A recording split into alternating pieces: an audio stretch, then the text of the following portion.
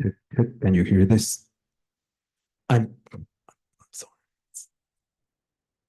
Yeah, can you hear anything? Yes, everybody can hear here in the room, but nobody can hear on the live stream. Can you hear something? I- Yeah, can you hear anything? Yes, everybody can hear here in the room, but nobody can. Good to go. Thank you. Bye-bye.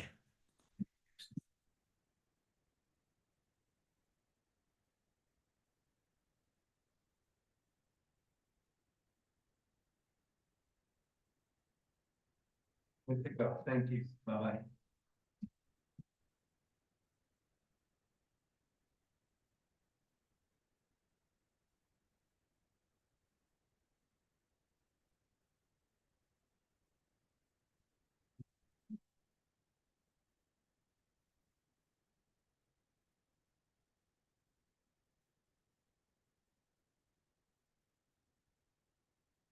Check, check.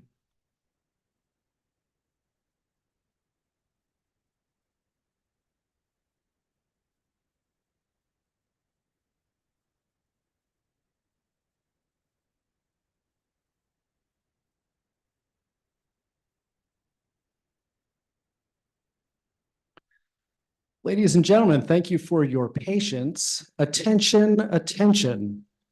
This evening, you are all members of the Christ College Debating Society. Please rise and remain standing. Good evening. I am Dr. Matthew Puffer, Associate Professor of Humanities and Ethics in Christ College. I am honored to serve as debate moderator tonight.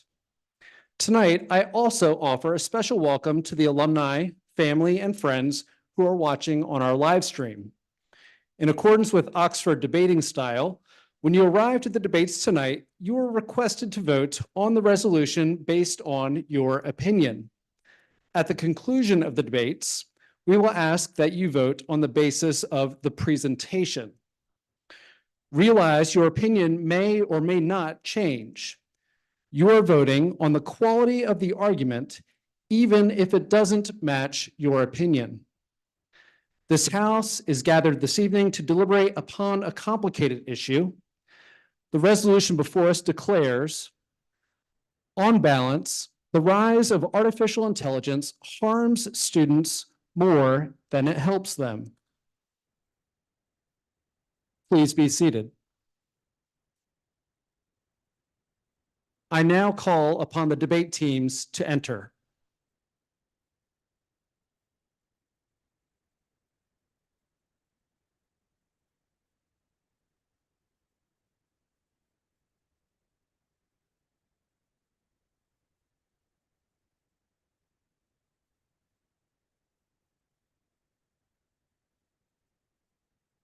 Will the debaters please now be seated?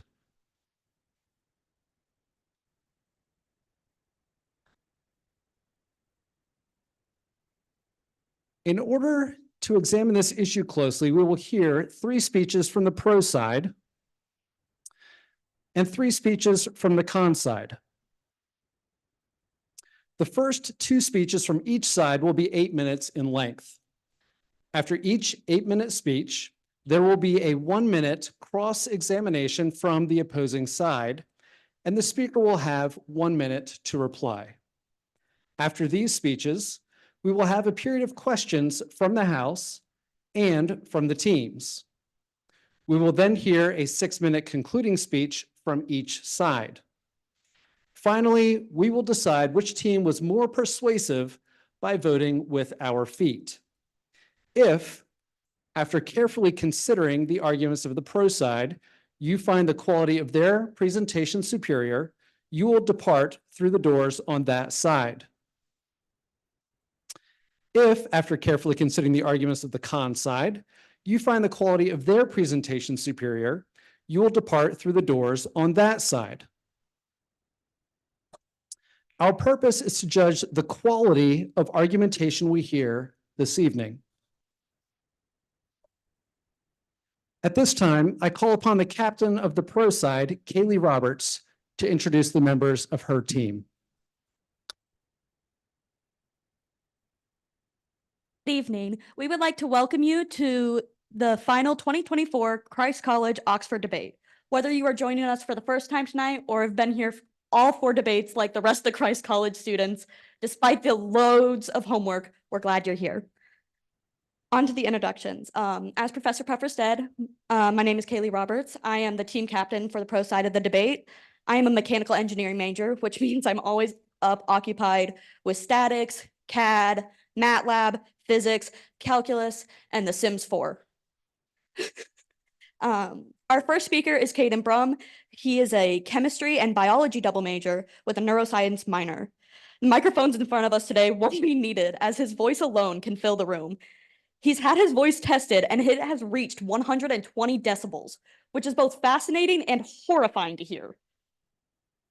Our second speaker is Elizabeth Lieb. Elizabeth is a digital media arts major with a creative writing minor. Many of you may recognize Elizabeth as the singing deputy from our class's first-year production, but she also sings in the chapel, the VUCA, the laundry room, and her room during quiet hours. Our third speaker is Ruth Cook. She is a mechanical engineering major and a music minor.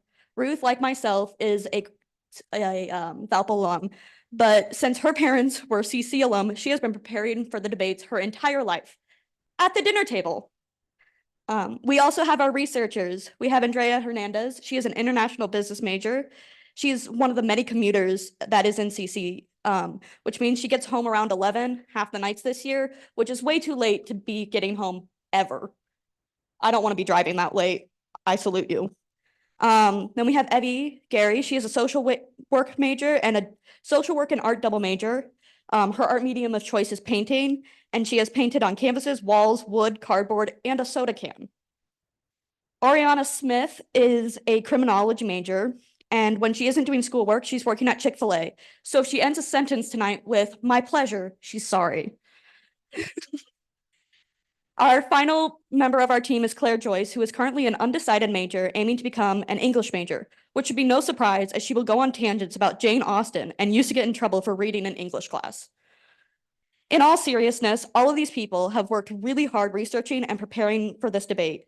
Thank you for joining us tonight, and we hope that you will vote for the pro side of the resolution. On balance, artificial intelligence harms students more than it helps them. Thank you. You may applaud.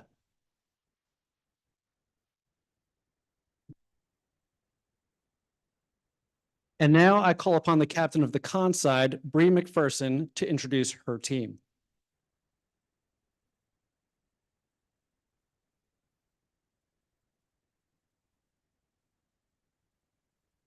Good evening. Good evening, all, and thank you for joining us, whether you're doing so in person or online. Either way, after 3 of these, I'm sure you're so happy to be here. Yay!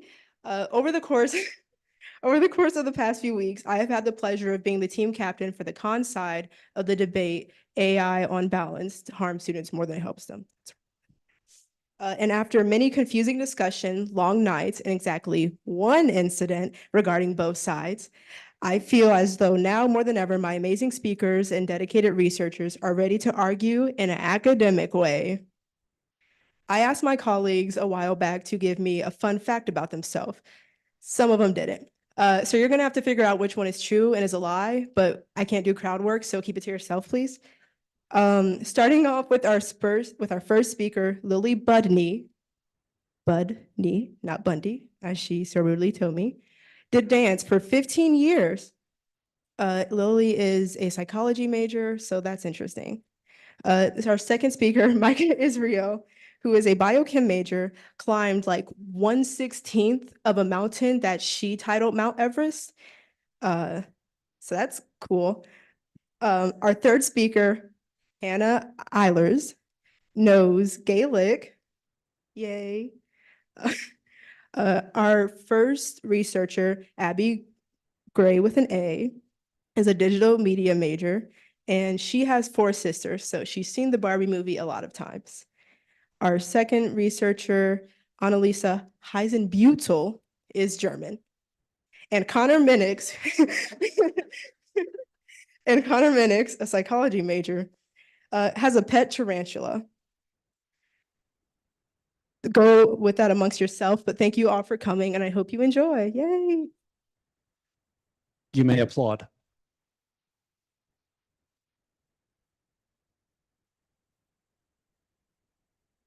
I now ask the audience to hold any further applause until after the debate. At this time, I call upon the pro side to present its first speaker, Caden Brum.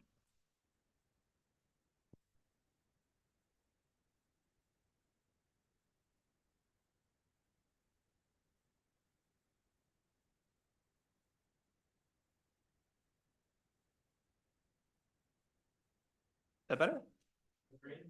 Yeah. Okay. There we go. Good evening, everyone.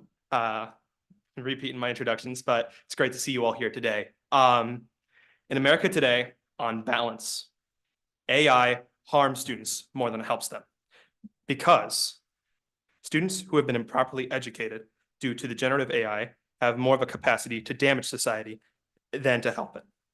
For the purposes of this debate, we are focusing on the use of AI in high school and college classrooms in the US. This is not the only place where AI poses a problem to society, but it is the most relevant to us as scholars here at Valparaiso University. One of the many main dangers of AI and of machine learning algorithms in these classrooms lie in the biases of AI and the loss of important social skills due to its utilization in these environments. Students interact and intermingle between themselves of every minute, of every hour, of every day. But what of the interactions between teacher and student? Professionals have determined that these interactions are highly important. As to quote even one of the assistant professors of the education policy from the University of Maryland, Jing Liu, quote, both research and experience tell us that in most times and places, education has been a social and interpersonal process, and teachers are the most fundamental element of the process. To put it simply, teachers are irreplaceable, end quote. Liu furthers her quote by explaining why teachers are considered irreplaceable, as not only do they educate students, but they also provide necessary commitment to their students, which indirectly improves both the students and the teacher's social skills. Such skills can be exemplified by the common and most known virtues of respect, leadership, self-control, and empathy. For example, when talking to a peer or someone close to you, you typically refer to them by their first name. Like I would call my little brother Chase, or I'd call my best friend David. However, when a student talks to someone with authority, you typically would refer them by their title, Mr. Brum or Professor Upton, Officer Langstrom. You get the idea. However, this small yet extremely important gesture is one of the multitude of social skills that teachers assist in just by simply talking with their students. However, understanding this, with the arrival of AI, these interactions become fewer and fewer. As with an AI to provide you with the answers and explanations to a problem in education, there are fewer reasons to speak to a teacher, and thus less chances to improve one's social skills. I mean, why talk to a teacher and ask for help on a question when an AI could just solve it for you? It's significantly more simple to just open up an app on your phone and then have it solve the problem for you without having to even talk to your teacher. Now, how might this be bad? You may be wondering. Well, if it becomes harder to talk to somebody, you're more likely not to talk to that person at all. It is easier. It is far easier to talk to your best friend, to talk to your mother, to talk to your father, than it is to talk to what is essentially a complete stranger who the only thing you know about them is their name. Without these interactions, bonds between both the student and professor become non-existent.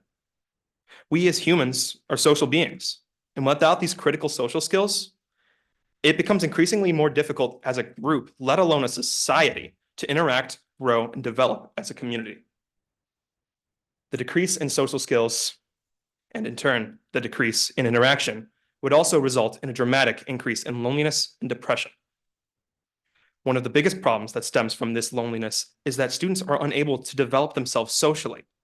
This lack of social development during high school and college years poses an even larger threat to society, as students who do not develop proper social skills from talking to their teachers will never be able to interact professionally with bosses, mentors, or colleagues down the line. If one student were to spend too much time using AI to get quick and easy answers, they would lack the sense of respect that is built by interacting with teachers or other individuals who have more knowledge of the topic at hand.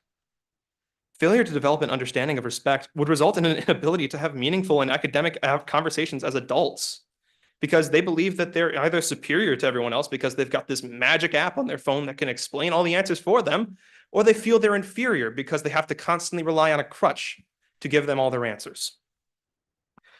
Their inability to struggle with problems for prolonged periods of time is exactly what will undo their ability to function in the adult world.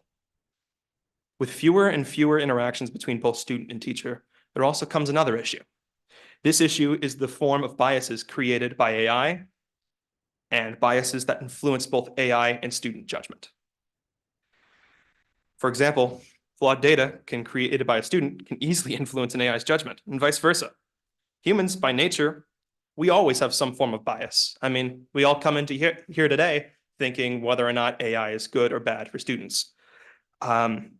It also comes to be of no surprise from this that AI is also balanced. I mean, we're the ones to create it. In addition to all this, AI also tends to represent the opinion that is in majority, because when you go on Google and you talk about the opinion that is in majority, there are more sites about that opinion than there are about a lesser opinion, I guess. I'm sorry. AI tends to take the opinion which is in majority. This can be heinous, as simple searches for a certain opinion can be easily drowned out by a plethora of other opinions.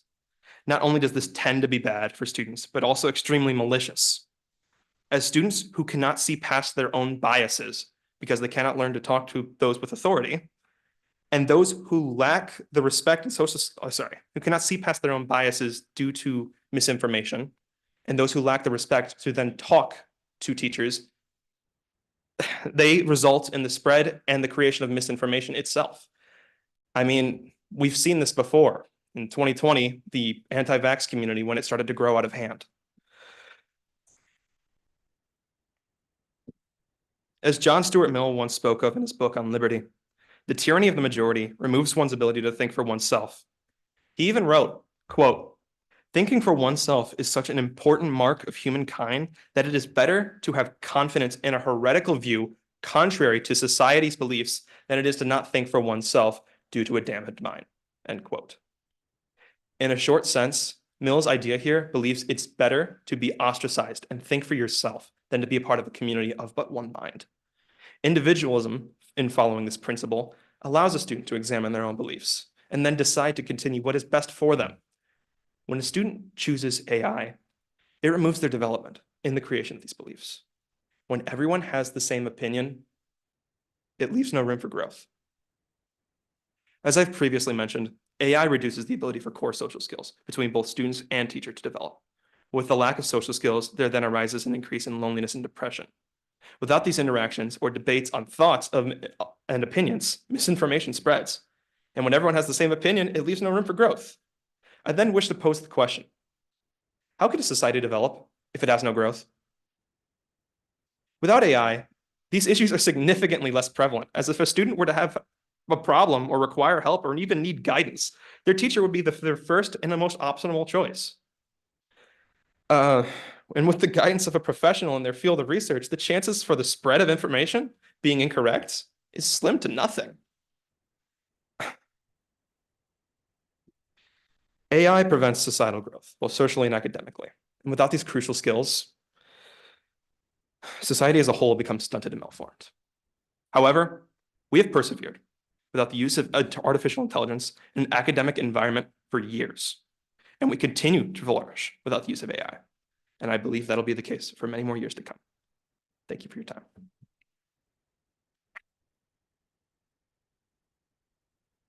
Does the conside wish to cross-examine?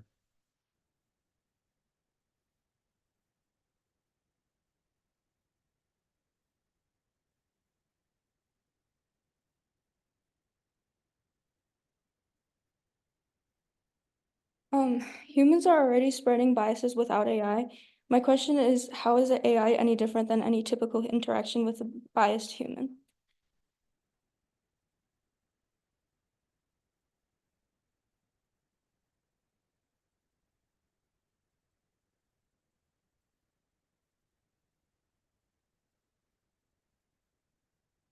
Thank you for your question. How bias from an AI is once general bias that the bias in the school environment is far more varied as you have multiple people to hear from rather than one program.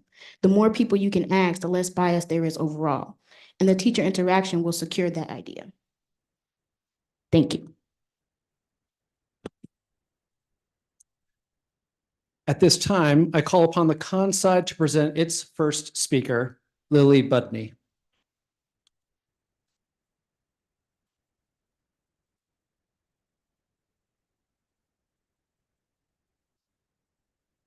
Thank you to my opposition for starting this discussion. Today, I'm here to tell you plainly why they are wrong. After thorough research and discussion, our team has concluded that AI is not more harmful to students than it is helpful. This does not mean there is no room for error or possible harm to a student. Instead, it means the student has more potential to be helped by AI than being hurt by it. Society has conditioned us to believe that AI is this all-powerful force by many science fiction stories such as The Terminator and The Matrix. However, the truth is that AI is simply another tool that humanity has created. It is a very powerful tool, but a tool nonetheless. Taking a step back and examining how AI has impacted us is essential before falling into dystopian views. When discussing how AI is more helpful to students than harmful, we notice several examples through not only usage in the classrooms by teachers and students alone, but also in helping students prepare for college and social interactions with each other. Scientist Fei-Fei Liu once said, quote, "Artificial intelligence is not a substitute for human intelligence. It is a tool to amplify human creativity and ingenuity," end quote. When we talk about AI academically, it's only fitting to start by examining its current usage in the classrooms. AI offers not only students, but also teachers the opportunity to hone in on certain learning styles and teaching methods. An academic review of AI tutoring systems highlights the use of AI to promote sustainable education. Sustainable education is defined as a concept that involves active academic participation to create economic, social, and environmental programs, improving life standards, generating empowerment, and respecting interdependence. This program focuses on how students learn and aids in achieving the success they strive for.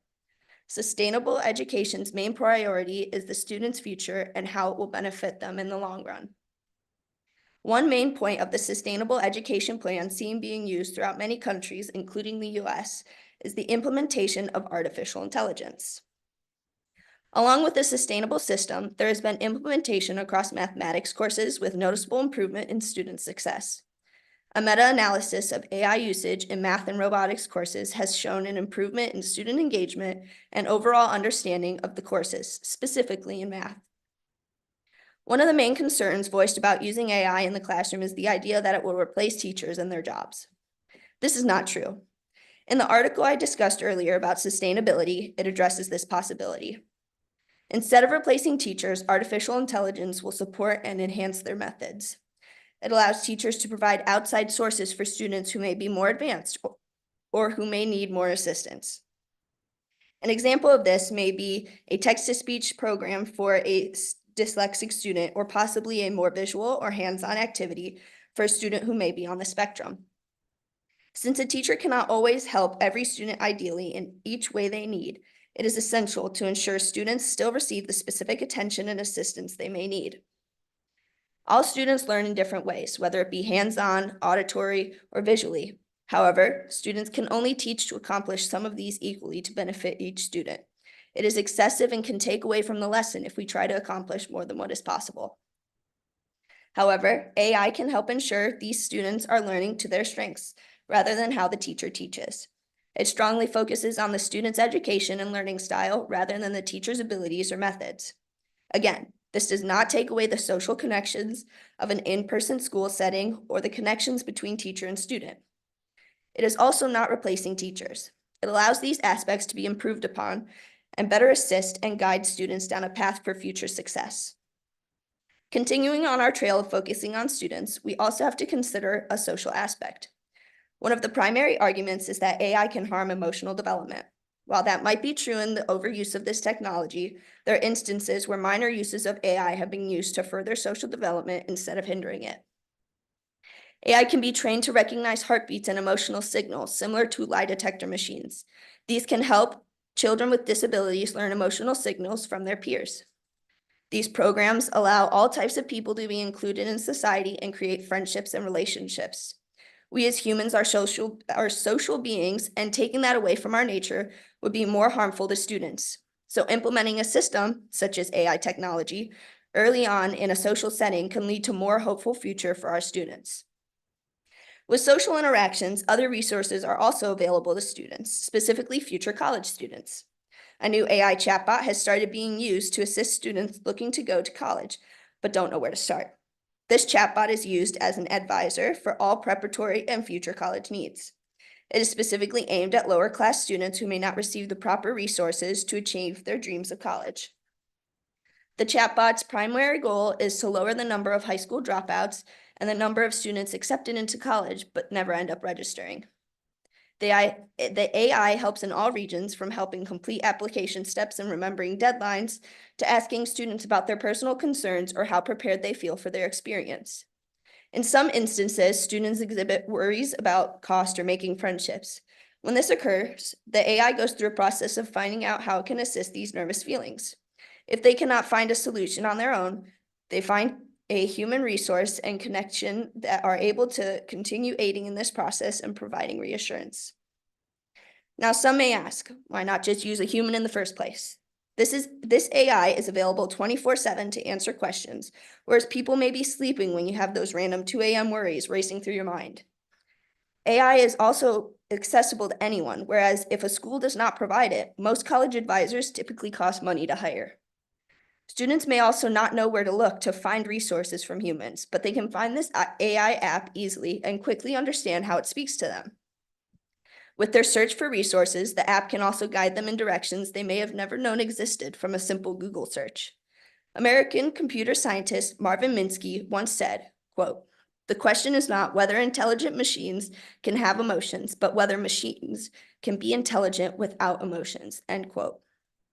In the end, however, this is a complex and ongoing issue, and we hope tonight to give you some important information so you can look at this topic from a more balanced viewpoint. With that being said, this entire speech has been proofread for spelling and grammar mistakes and set to my preferred tone after I wrote it with help from Grammarly, an AI database used by students worldwide. Recognizing similar situations throughout history where new technology has been introduced is important. People thought books were also harmful to students when we first introduced them, and then after a while, they became standard tools in schools. In the same way, an author writes a book to influence or aid a person, AI does the same, simply quicker and more efficiently. It's all about how you interact and integrate with the technology. Make sure you control the tech and not the other way around. This is the start of our argument on how artificial intelligence is not more harmful to students education than it is helpful. Thank you.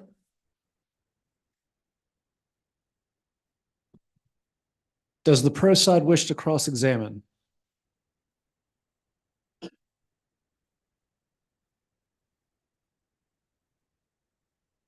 How do you respond to people saying that AI damages the importance of creativity and does not let students think for themselves?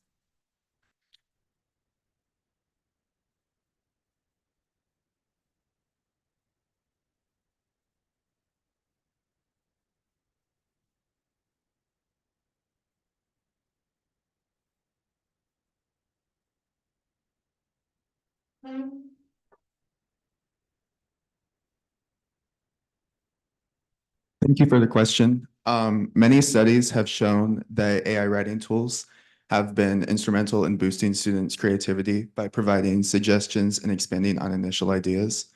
And these studies have been done in multiple different settings, classroom settings, and they have all shown that it's been beneficial in that way.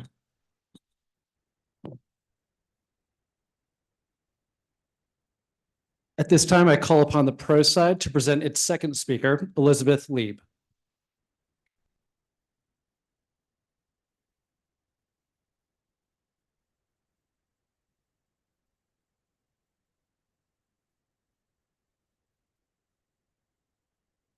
Thank you for your time, Lily.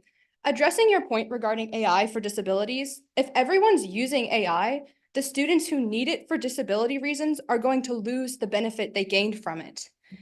And our side is not just arguing a future dystopian prediction, but a present reality of how students currently use AI. And they currently use AI to generate essay ideas for themselves and generate ideas without them doing the work themselves. That is how it's currently being used, not always after the fact. Now, on to our points. Students are the future of our society. They will inherit the responsibility of sustaining and maintaining the integrity, the well-being, and the development of our nation. Tonight, I will argue that the rise of artificial intelligence harms students more than it helps them by addressing the relationship between artificial intelligence and integrity and moral responsibility. My colleague Ruth will handle the rest of the rebuttal. AI compromises the academic integrity of students. Currently in most classrooms, the use of artificial intelligence is not permitted, including on this campus, Valparaiso University. As such, using artificial intelligence for schoolwork or tests without teacher permission is considered, quote, use of unauthorized aid, end quote, a direct contradiction to the honor code that every university student pledges to abide by. Breaking this pledge, whether one gets in trouble for it or not, compromises the integrity of that student, challenging the honor of their word, not only in the classroom, but also into their future. On the Valpo website, it elaborates that, quote, signing one's name to the honor code not only ensures academic pride and integrity for oneself and others, but also one's commitment to a future composed of honest work and integrity, end quote. This impaired honor to their word will be carried with them like a stain into the next steps of their life, as your coworker, your employee, or your supervisor. However, the honor code isn't just about preventing cheating. It's about protecting and promoting an intellectually driven community. This isn't something administration thought up. As described on Valpo's website, the Honor Code and Honor Council was originally an idea students created and implemented with the support of faculty. The honor system protects the hard work of fellow students, encourages the proper resources, including AI at times, and promotes the pursuit of intellectual dialogue with peers and professors. Obviously, the creators could not have foreseen the use of AI, but it is clear that using AI gives no reward to the intellectual community. Instead, AI operates as a shortcut to the simplest, most probable answer. One where they meet the honest labor of their peers with laziness and abuse their available resources and reject the intellectual community of professors and peers surrounding them. Academic dishonesty also undermines the integrity of awards. Whether it's an online quiz or a college application essay, believe me, it has happened. Cheating challenges the validity of the outcome. Awards and recognitions for work a student failed to accomplish themselves only reward the student for their dishonesty. Additionally, If they were to display those accomplishments on a resume, the dishonesty is furthered into deceit. When discovered, this not only reflects poorly on the student themselves, but also jeopardizes the student's school, employer, or organization they participate in. Artificial intelligence differs from other forms of cheating because it's harder to track. In order to address a student's cheating, one needs hard proof. With other forms of cheating, instructors could use plagiarism detectors or their own investigative skills to reveal what sources were being plagiarized and the exact lines that were stolen. However, with artificial intelligence, one cannot always find the exact sources of information was taken from because AI has already reworded the content. If instructors aren't able to clearly identify hard proof that a student cheated, then they can only rely on the student's word, which if the student already violated that by cheating in the first place, it's likely they would continue their charade. This prevents instructors from administering the proper guidance needed to ensure a student's learning and development, including the development of the student's own voice. And when you're teaching students to think for themselves, you desire originality and authenticity, not beautifully worded verbatim. Improper use of AI conflicts with a student's moral responsibility. 18th century philosopher Immanuel Kant believed that true morality stems from motive rather than the consequence. In terms of deciding to use AI, one should consider their duty as a student over the potential positive consequences of receiving a better grade. Kant also identifies that humans have an innate meritorious duty to cultivate their talents. He asserts that, quote, as a rational being, he necessarily wills that all his faculties should be developed, inasmuch as they are given him for all sorts of possible purposes, end quote. Therefore, as is one of Kant's examples, a man who chooses to be lazy instead of cultivating his talents fails his moral duty. Likewise, a student who chooses to be lazy and use AI instead of growing through hard work fails their moral duty. The whole purpose of schooling is to cultivate students' faculties. So using generative artificial intelligence to write a paper without the student doing significant work, thought, and research on their own not only foils the student's moral duty, but also causes them to fall behind in skills, such as research and writing. Students turn to AI sites such as ChatGPT, paper writer, essay writers, when stressed by work or if they don't see the point in what they're learning. And while AI may improve students' grades, it does not improve their research, writing, or critical thinking skills. The rise of AI has simply offered an easy way for students to give up trying and use a shortcut. Therefore, students fail to develop their skills and don't push themselves to do hard things, failing their moral responsibility. Lazily avoiding hard things and ignoring self-cultivation not only reflects poorly on the student, but also on society. In his book On Liberty, philosopher John Stuart Mill emphasizes the importance of societal progression. Now, artificial intelligence appears to be a step towards societal progression. After all, it is a significant progress technologically. However, Mill's progressiveness is not determined by technological advancements, but rather by humanity's pursuit of truth. It is in education that truth is pursued. Mill also agrees with Kant on the importance of individual growth, stating that, quote, it is indispensable to enable average human beings to attain the mental stature which they are capable of, end quote.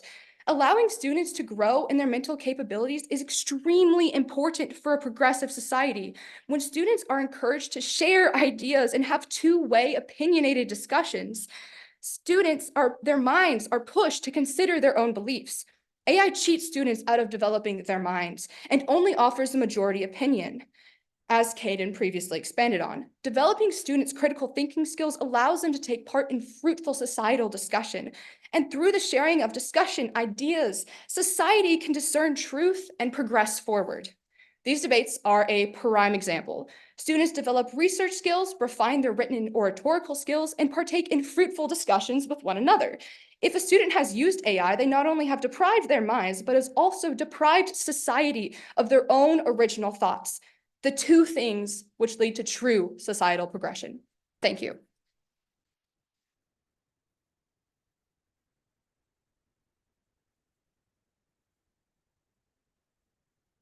Does the con side wish to cross-examine?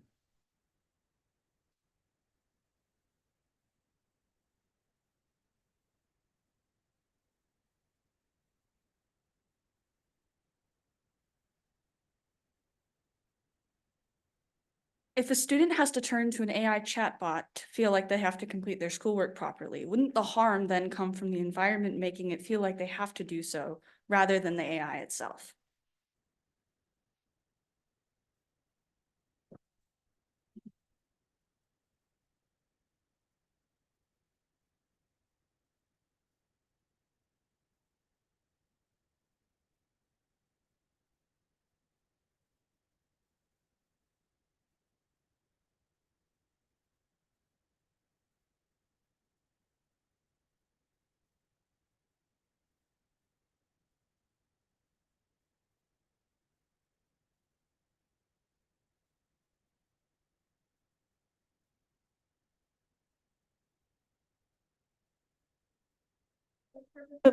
For the purpose of the debate, that's not exactly what we're talking about. We're talking about on balance of how it harms them more than it helps them, not why they're using it. Thank you.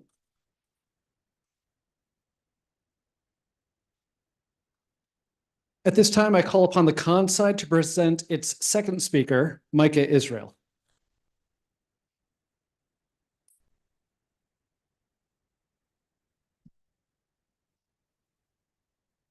First of all, I'd like to thank Professor Rood, my fellow speakers, and researchers for their hard work and the opposition for their preparation for the debate today. The state of our education is a cause for concern.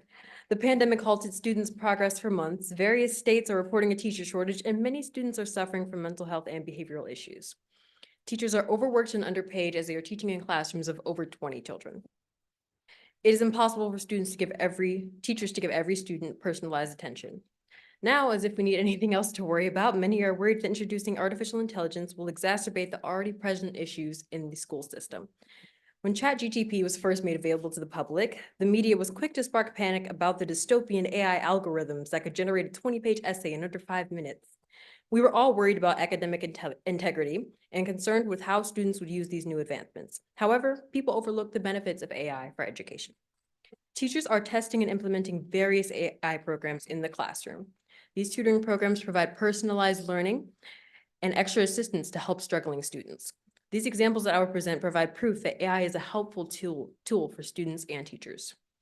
There are many AI programs used to tutor students that are already in use. Many of these are inexpensive and easily accessible to anyone with a proper device and Wi-Fi connection. These apps and chatbots allow students to ask questions at any time of day and to get extra practice. Recently, Sal Khan launched Khanmigo, Khan Academy's new chatbot for students and teachers. This new chatbot is suitable for all grade levels and can officially answer to specific questions. It guides students to the answers they need instead of outright telling them. For example, if a student's having trouble with a math problem, the chatbot is programmed to help the student walk through the steps to solve the problem.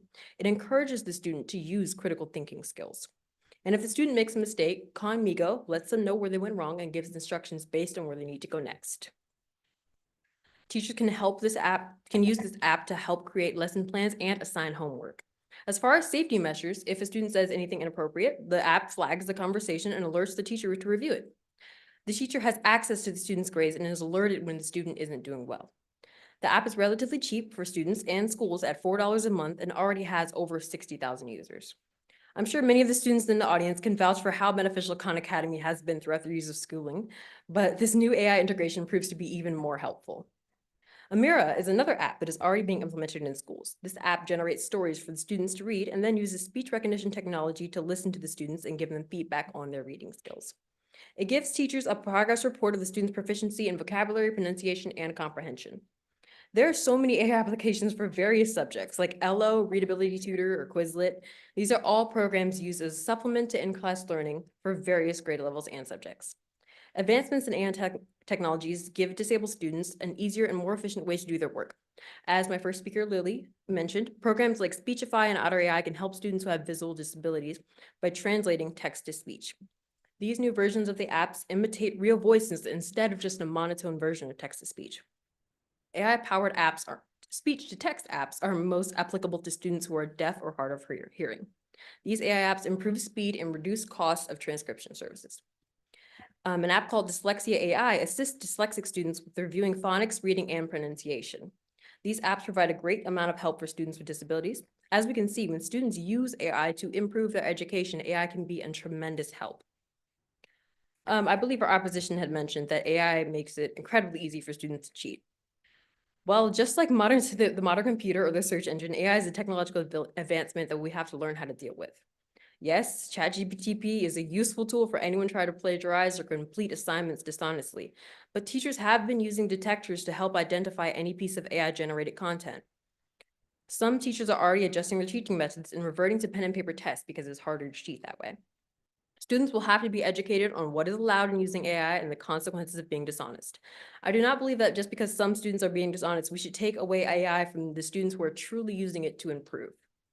And we have to teach our children not to use it for cheating while making sure that teachers are equipped to find AI-generated content.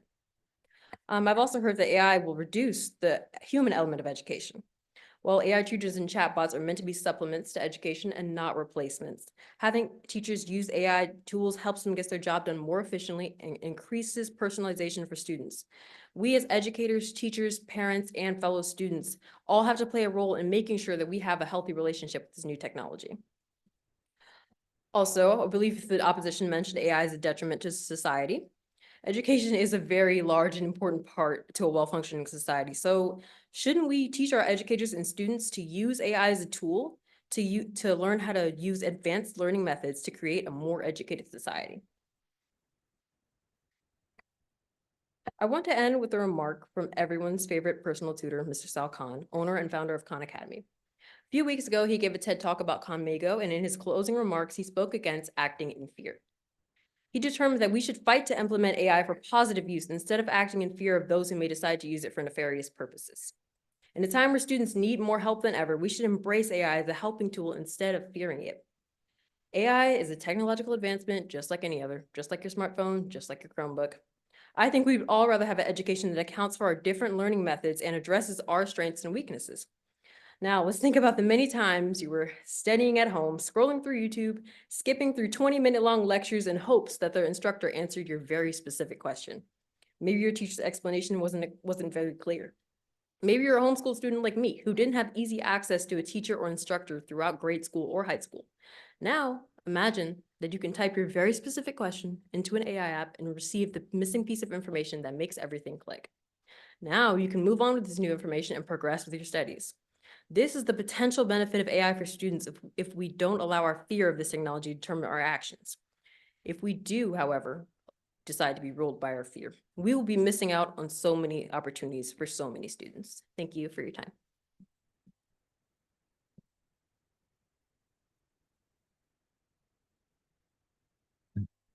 Does the pro side wish to cross-examine?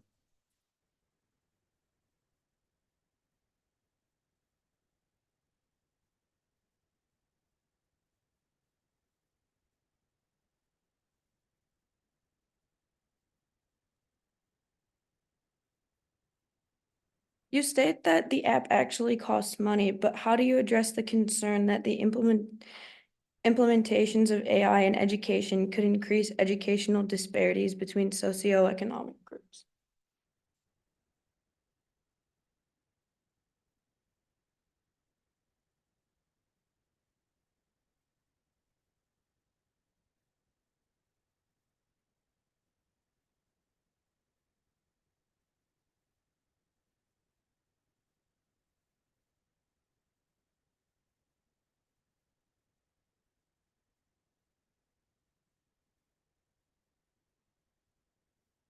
Thank you. Thank you for your question. I would say that AI lessens this gap between more and less privileged students. There are so many different AI programs that are inexpensive. I deliberately only mentioned those that are relatively low cost, ranging from $4 to $20 a month. Of course, what one can afford is relative, and I also mentioned some that are free. This is a socioeconomic problem, so we should focus on how to get AI tools for those who are underprivileged. But for the most part, these AI apps can be used easily if someone has a computer or good Wi-Fi connection. So.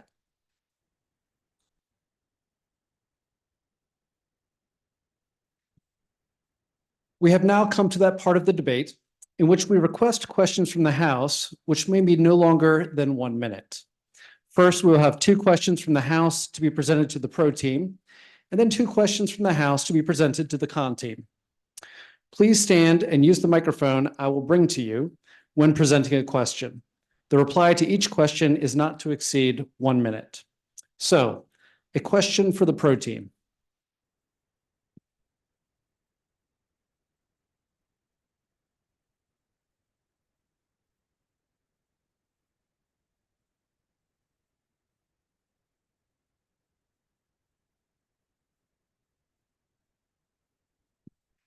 Okay.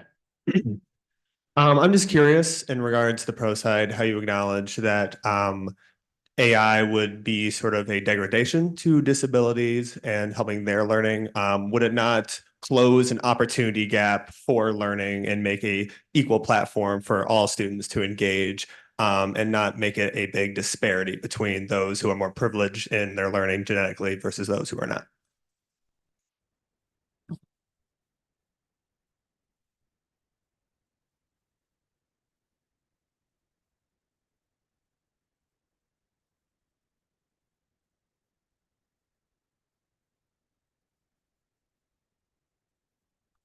Thank you for your question. To emphasize the drawbacks of AI aiding in children with disabilities, it's crucial to understand that while AI provides personalization, it frequently overlooks these students' sensitive demands. The threat resides in AI's ability to standardize learning experiences under the appearance of personalization while ignoring the deep systemic knowledge and adaptability and human educators contribute. And the ethical implications of data privacy and security are heightened for students with disabilities, increasing the possibility of sensitive information being misused or exploited. Furthermore, the promise of AI accessibility is undermined by the digital gap, which places economically poor students with disabilities at a distinct disadvantage. Without strict protections and commitment to equal access, AI has the potential to worsen rather than alleviate the issues of students with disabilities confront. Thank you. Is there a second question from the House for the pro team?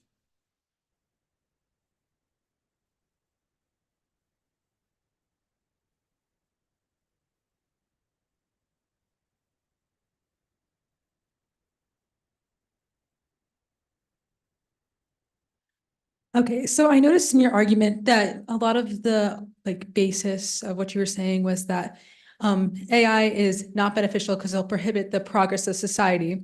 But I do think that what we're arguing here tonight is for the benefit of the student. And there have been a lot of good points brought up as to how AI can help make education more equitable across all students.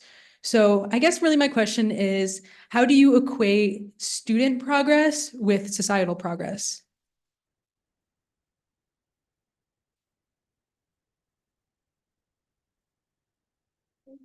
Thank you for your question.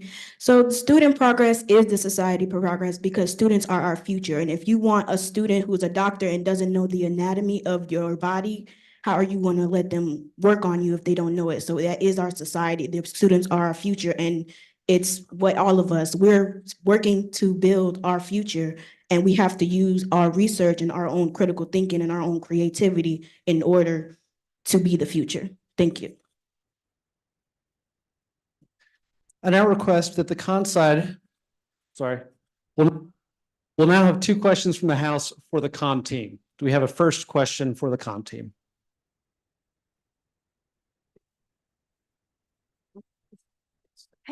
Hi. I was curious how you guys would address the inaccuracies or the in AI writing. AI writing is often I don't know how to say it. People usually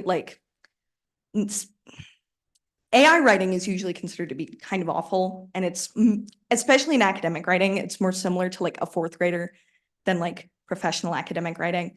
And I know with ChatGPT, you can make them basically come up with information that's false because it has, issues in its coding. How would you address if you're going for AI, how would you I guess, so sorry. I'm so bad at wording, but how would you be able to justify these flaws if you're using AI in this manner? Thank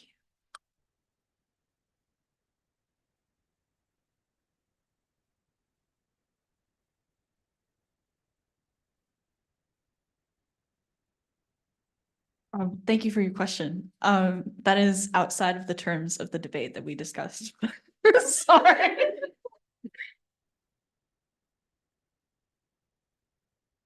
Is there a second question from the House for the con side?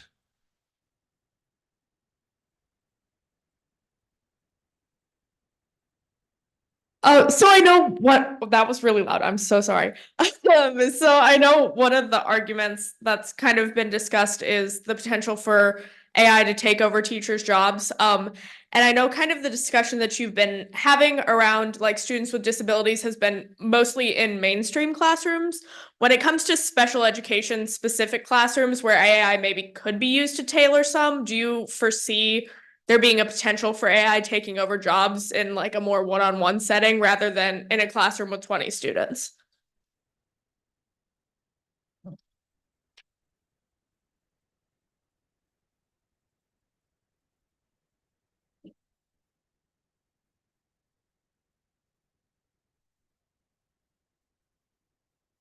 Thank you for your question.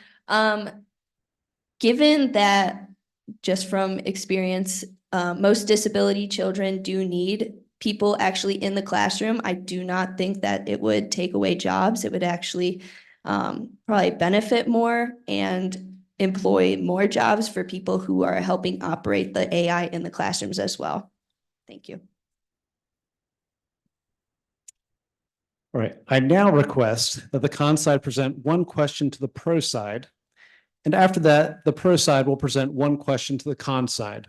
Again, the reply to each question is not to exceed 1 minute. So first, a question from the con side for the pro side.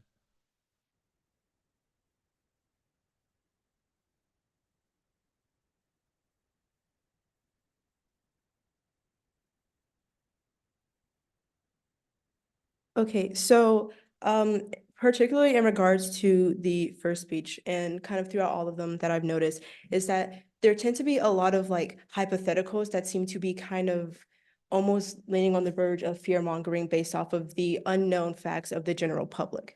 And you do that in regards to society, which is not really in the terms of the debate. So may I ask why there is such a focus on this?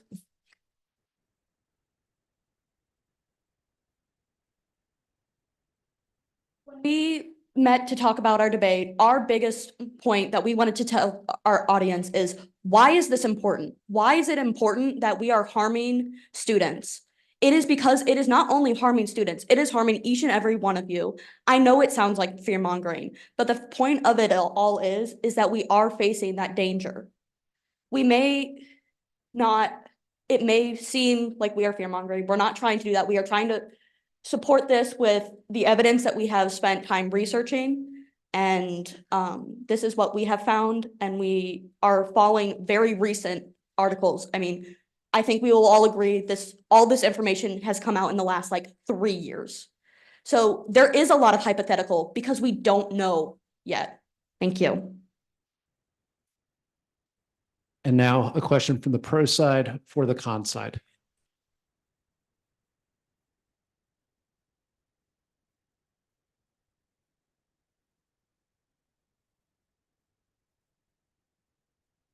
So you mentioned in one of your debates about tutoring and how there is online options for tutoring, but you also mentioned how the lack of disparity for teachers affects that. How do you respond to there being other outside in-person opportunities that strengthen that social skill, including but not limited to teachers who are now doing private tutoring because of the school environment, and peer tutoring that is often done for service work in many schools throughout the US? Thank you. Thank you for your question. Even those who are doing private tutoring, those cost a lot of money. I should know. I've been recently looking for one. For someone who's been really, a main part of your arguments has been like financial disparity, and I feel like that's an obvious thing in terms of private tutors especially. So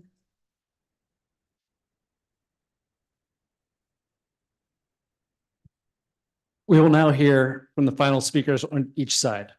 At this time, I call upon the pro side to present its final speaker, Ruth Cook.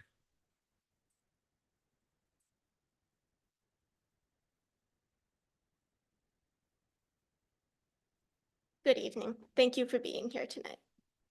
I really quick want to touch on the idea that we've been focusing on with the future of students and how AI might affect them. I'm aware Bree said that's not in our argument. It is. I have our list of terms printed out, and there's a bullet point that says into the future is a good reason we might be talking about this. So just putting that out there. I also want to touch on the fact that we keep talking past each other on what we're talking about. The pro side is talking about AI being used in high school and college environments. They seem to be talking about some sort of situation where teachers need to be very hands-on. And maybe they're talking high school and college, but last I checked, no college professor wants to be really hands-on. They'd like you to come to class and do your homework and ask interesting questions. They don't want to have to hold your hand through the process.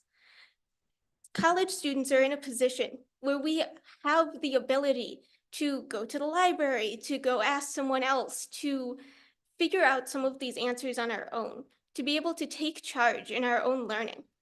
And that's something we know here, especially in CC.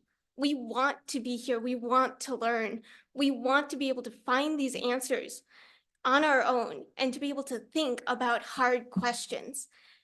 AI just provides easy answers that you could find with a simple Google search.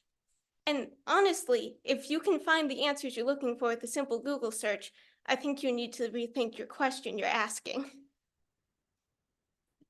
There are also lots and lots of resources out there, especially on this campus, with older students, with individual tutors. A lot of departments actually pay people to tutor other students, and you can get those for free. So I don't know why you'd want to go and pay an AI to give you arguably worse tutoring than someone who's taken the class recently and can give you the tutoring for free. There's also been an interesting idea out here that you can only learn if it's in a style of learning that works well for you. And there is benefit in learning in a style that works well for you. That is true. That is well proven. However, there's also benefit in having a learning style that's new to you, in struggling with something you don't quite understand yet. Our physics professor, Professor Zygmunt, has a lovely quote, and it says, "Problems worthy of attack prove their worth by hitting back." And it's a little annoying when you can't figure out what you're doing. I get that. Everyone's been there. But it's true, because when you don't know what you're doing with a problem, that's when you really have room to grow, to learn how to see something from a different angle. And that's where we find ourselves in this position of, do we use AI in the classroom or not? The AI isn't going to give us a new angle, but thinking with other people in conversation with your teachers, your friends, other academics who have written books on this or essays, that's when we have interesting academic conversation. That's what we want in our world. We don't want easy answers. So I implore you tonight, as you think about this resolution, please think about the kinds of academic conversations you like to have and how AI might affect those. Thank you.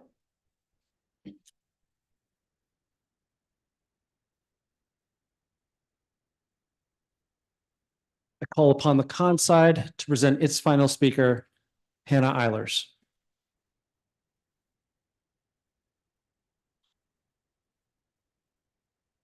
Good evening, and thank you not only for attending this evening, but being active participants and engaging with the debates that myself and the opposing side has stated. I'm sure you're all a little tired, but I implore you to stay with me for just 6 more minutes. Calculators, computers, automobiles, and nuclear power. What do all these have in common? Other than the obvious of all being types of technologies, these all struck fear in the minds of society, a fear of the unknown repercussions and what was to come. However, the important lies in harnessing this fear of the unknown into potential. learning how to use these technologies for the betterment of society rather than fearing them. New things are bound to induce fear. Human nature is to be wary of the unknown for our own safety. However, this fear should subside when the unknown becomes known. Let me pose a scenario to you around nuclear technology. Upon the creation of nuclear technology, it was unknown, and its big unveiling was one of destruction. The societal image was one of smoke, flame, destruction, and death. Few realized that its blast radius was much larger than ever anticipated. It not only affected thousands of lives, but it also changed the whole stigma around nuclear technology. Now, when you hear nuclear fill in the blank, you get wide-eyed and worried. I saw it in your eyes. This is an understandable response. The damage caused cannot be undone. However, it is important now to let the dust settle and see what has happened next. In recent years, the potential of nuclear technology has been harnessed for the betterment of society through its ability to create more efficient and environmentally safe power. Very few realize the impact and integration nuclear power has in our everyday lives. It's in our smoke detectors, the exploration of space, medical diagnosis and treatment, criminal investigation, and agriculture. In our lack of awareness and continued misjudgment, we are allowing the past to dictate the overall general perception. Despite nuclear technology's initial potential for bad, it has been reimagined into the cultivation of a new and more efficient world. I'm sure you're wondering, what's the connection to AI? Well, artificial intelligence, similar to nuclear technology, is seen as incinerating education, blowing it up beyond recognition.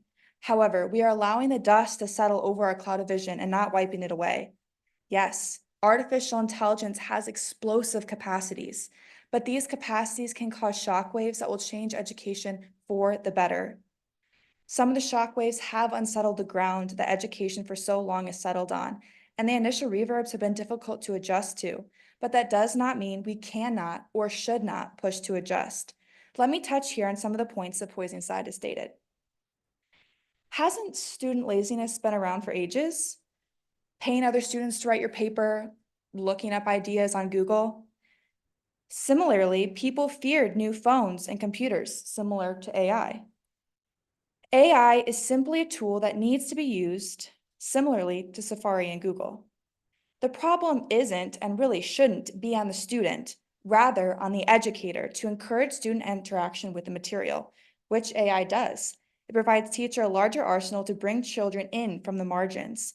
AI gives more opportunities to help those students who may not connect with material given by the teacher, while also helping actually to teach teachers more ways to encourage and connect.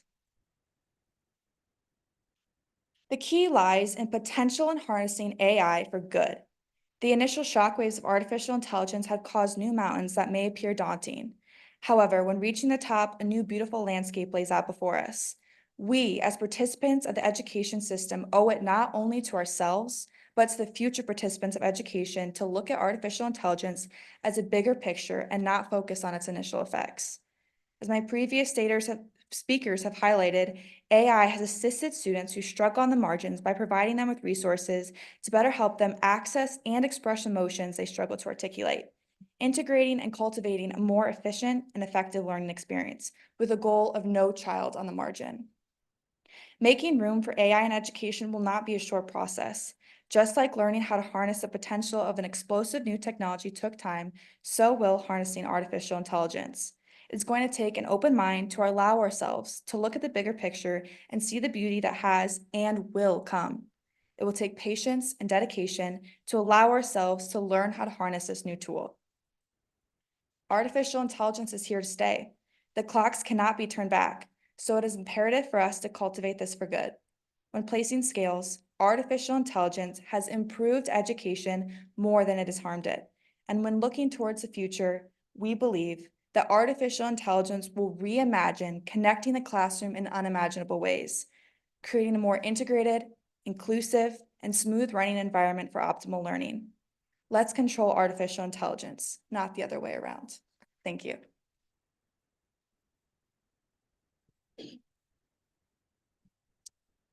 At this point, we'd like to thank some people who have made this event possible. Please rise to receive our gratitude when your name is called. Our debate captain for the pro side, Curtis Benke.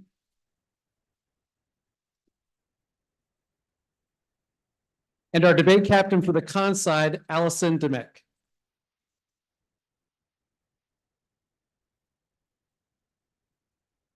Now, for our final round of applause, I ask both teams to rise and exit.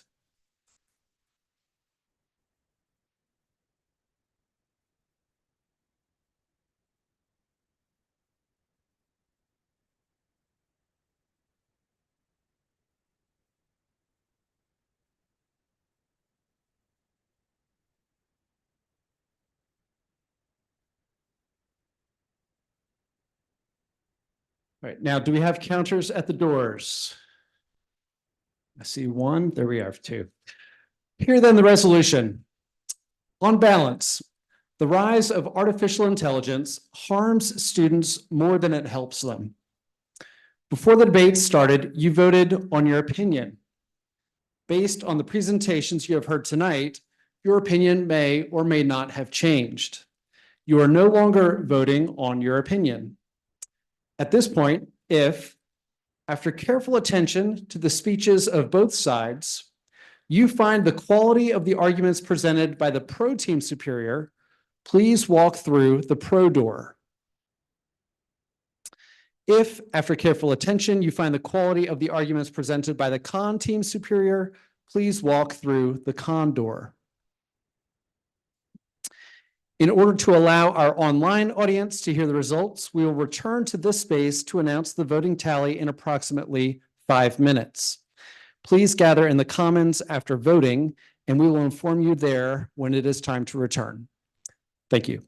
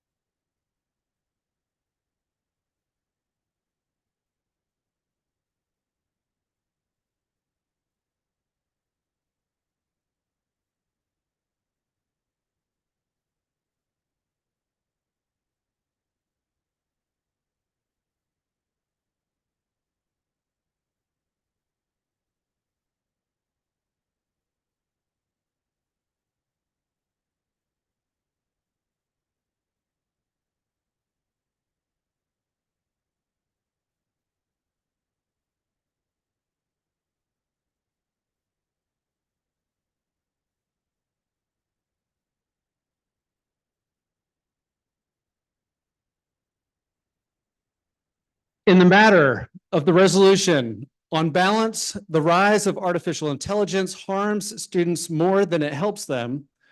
Prior to the debate, we voted our opinion. That tabulation is, for the pro side, 33 votes, for the con side, 14. After the debates, you voted on the quality of the argument. That tabulation is, for the pro side, 19, for the con side, 35.